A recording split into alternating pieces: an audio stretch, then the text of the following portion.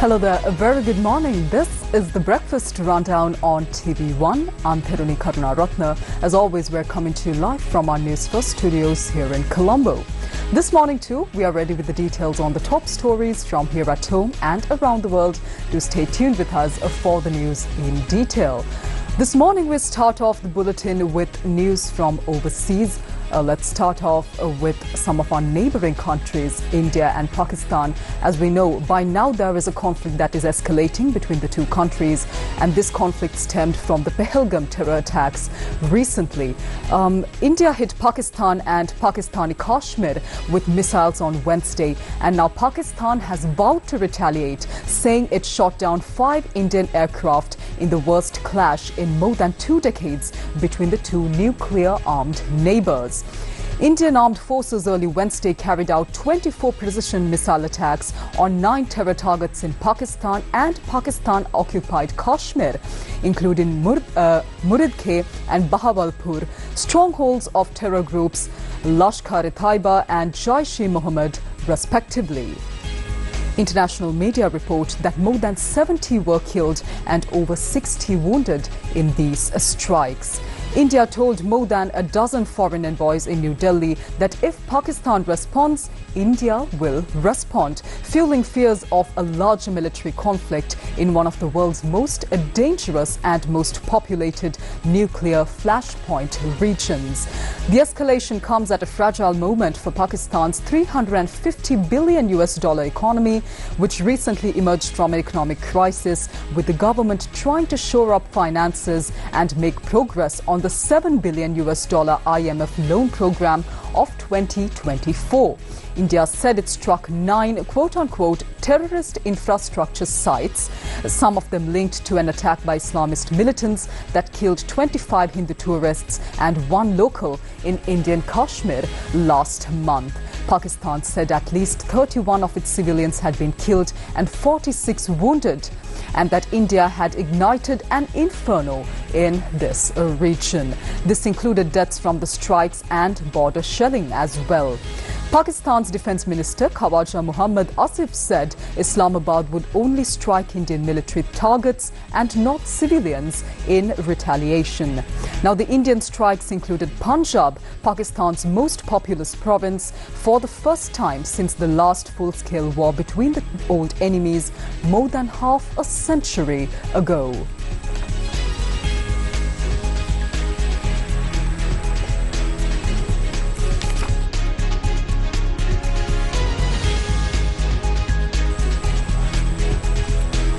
On to more news overseas now.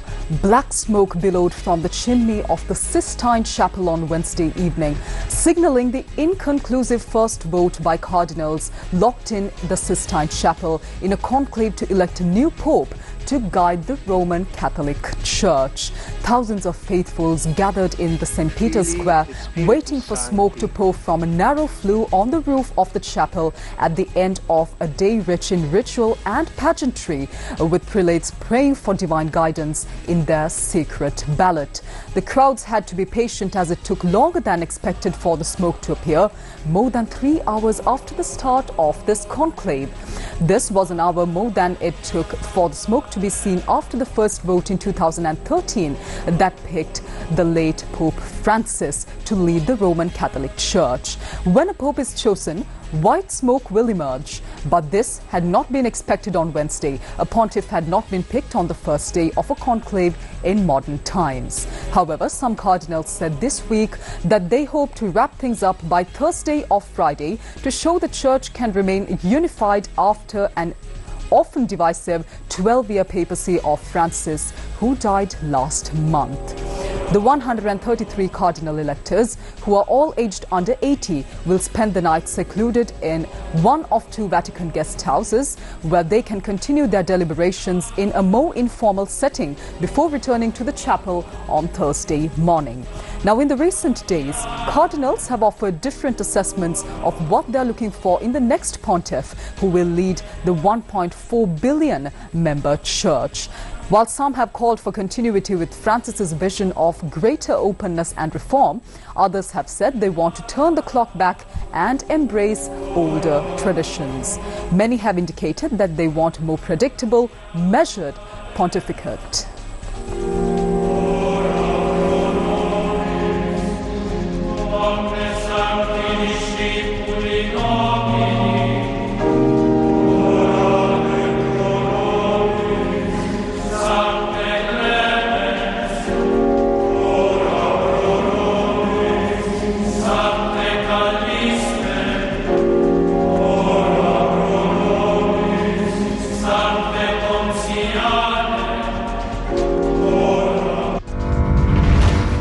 Local Government Election Sri Lanka 2025.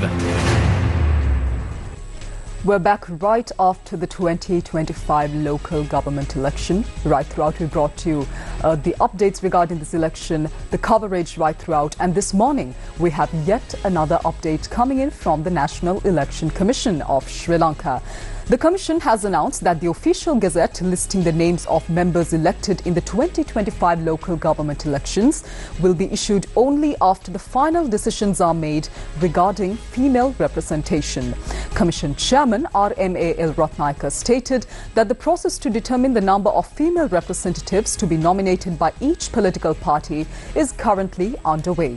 In accordance with the existing regulations, 25% of the total representation in local government bodies must be allocated to women. The required number of female representatives for each party will be calculated based on the percentage of votes that each party received using a proportional formula. Following this determination, the respective political parties will be officially informed and requested to nominate their female representatives to these local government bodies. The chairman of the NEC confirmed that only after the completion of this process will the gazette containing the list of elected members from the 2025 local government elections be published. Subsequently, a separate gazette will be issued listing the names of chairpersons, vice chairpersons and other office bearers of these local authorities. As a result, multiple gazette notifications linked to the local government elections are expected to be released in the upcoming days. Meanwhile, R.M.A.L. Ratnayaka also noted that political parties which secured over 50% of the votes will be notified to submit their nominations for chairpersons as well as vice chairpersons. For local authorities where no single party received over 50% of the vote, the process of establishing control will be handled by provincial commissioners after the relevant council meetings. The official term of the newly elected local government bodies will commence on the 2nd of June. Now, a parliamentary debate is scheduled to take place today regarding the Gazette notification that lifted several restrictions on vehicle imports. Parliamentary proceedings are set to begin at 9:30 a.m. today, presided over by Speaker Dr. Jagat Vikramaratne. President Andrew Kumar Dissanayake issued the relevant gazette on the 29th of April. Meanwhile, the revised National Transport Commission bill is also expected to be presented to Parliament today for approval. Acting Director General of the National Transport Commission, Naomi Jayawardena, stated that several amendments based on modern requirements have been included in this new draft. The proposed amendments will empower the Commission to regulate fares for three-wheelers, school transport services as well as office transport services. The Cabinet of Ministers approved the proposal to amend the National Transport Commission Act No. 37 of 1991 and present it to Parliament in February this year. Now, members of the Land Reform Commission of Sri Lanka have been summoned to appear before the Committee on Public Enterprises, or COPE, today.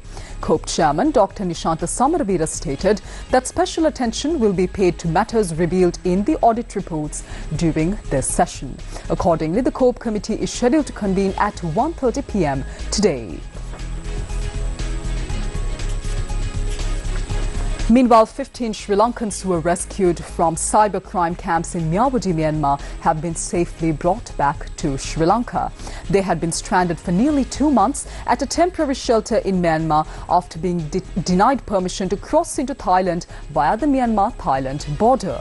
Following diplomatic interventions by the Sri Lankan embassies in Myanmar and Thailand, the group was escorted to Thailand earlier this week. Their return was facilitated through the coordination of Sri Lanka's ambassador to Myanmar and Thailand, Vijayanti Edirisinghe. The Ministry of Foreign Affairs stated that the International Organization for Migration, or IOM in Thailand, also assisted in bringing this group back to Sri Lanka.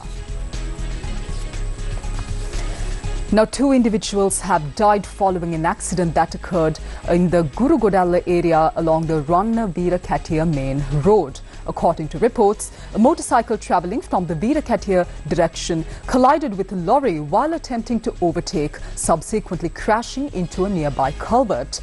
The accident took place yesterday evening. The victims, who sustained critical injuries in the crash, were pronounced dead shortly after the incident. One of the deceased was a resident of the Pattiyapula area in Tangol, while the other was from Thunkama in Ambilipitiya. The driver of the lorry involved in the accident has been taken into custody.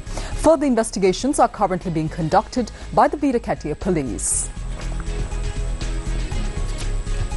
Still in local news, Deputy General Manager of Railways M.J. Indipulage says that plans are in place to convert the Polgahavela to Mahava section of the Northern Railway line into a dual-track system. He stated that under the first phase of this project, the segment between Polgahavela and Kurunegala will be upgraded to a double-track railway. He added that this initiative aims to reduce train delays and improve transportation efficiency. Trains operating along the Northern Line frequently experience delays due to the need for one train to halt at a station to allow an oncoming train to pass, as the route currently consists of just one track. Now, at present, dual railway tracks have only been constructed from Colombo Fort to Polgahavela. Finally, on to your sports news for this morning. In sports, it's cricket. Chennai Super Kings secured a thrilling 2-wicket victory over reigning champions Kolkata Knight Riders in the 57th match of the 2025 Indian Premier League held at Eden Gardens in Kolkata. Winning the toss, KKR elected to bat first. However, their top order faltered, losing 3 wickets for just 71 runs. Captain Ajinkya Rahane top scored with 48 runs, while Andre Russell added 38 and Manish Pandey remained unbeaten on 36.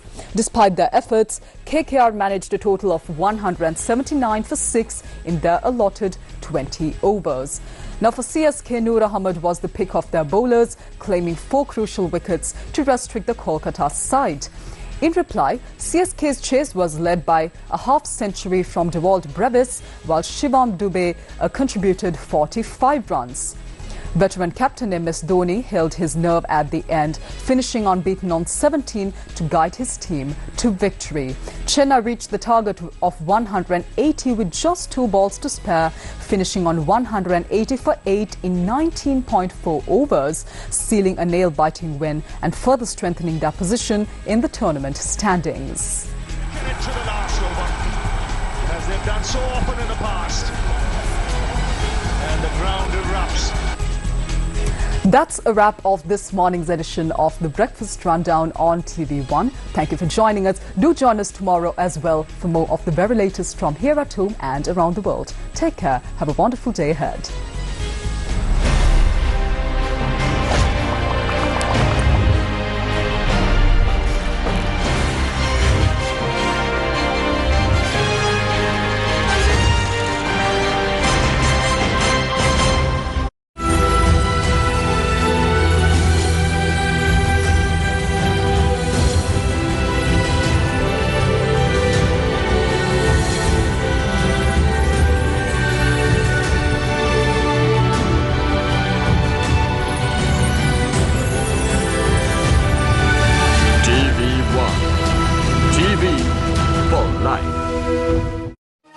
Design is like music. It's a whole orchestra. The dots, the lines, the dashes. It's a whole symphony. It has to feel good. Come on a fantastic discovery of design as Anthony Burke meets designers from Mumbai to Yogyakarta, showcasing groundbreaking works. This is me, this is my creation, this is my life. Culture by Design. Saturday at 6 p.m. onwards on TV1. And people listen to us.